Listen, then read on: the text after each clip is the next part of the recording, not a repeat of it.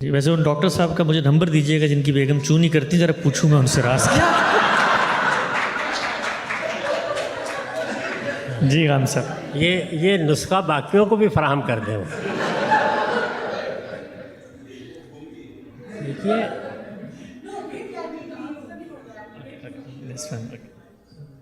اللہ تعالیٰ نے سب کے لیے حقوق متعین کیے ہیں۔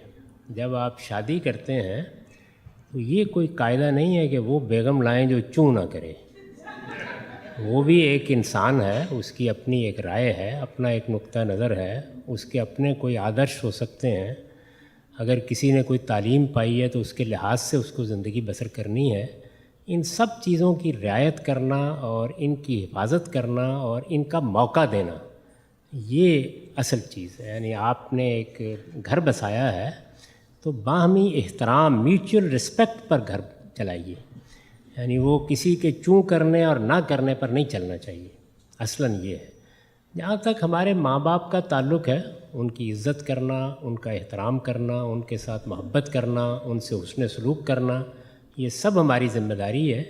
لیکن اس کا ہرگز یہ مطلب نہیں ہے کہ ماں باپ کے لیے ہم بیوی کے حقوق طلب کر دیں گے اور بیوی کے لیے ماں باپ کے حقوق طلب کر دیں گے۔ سب کو ان کی صحیح جگہ پر رکھنا، یہ ہماری ذمہ داری ہے اور یہی ہمارے مذہب نے سکھایا۔ واٹ از دس؟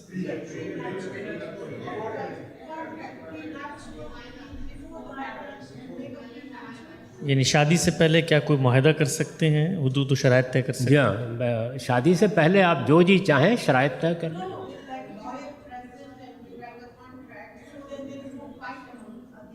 ہاں یہی بیان کر رہے ہیں ہم سب۔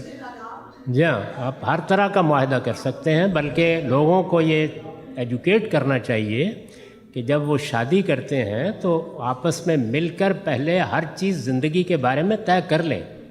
یعنی ہمارے ہاں لوگ یہ نہیں کرتے، بھائی آپ نے کوئی ملازمت کرنی ہے تو کیا ہوگا، والدین کے ساتھ رہنا ہے تو کیا ہوگا، الگ گھر نہیں لے سکتے تو کیا ہوگا۔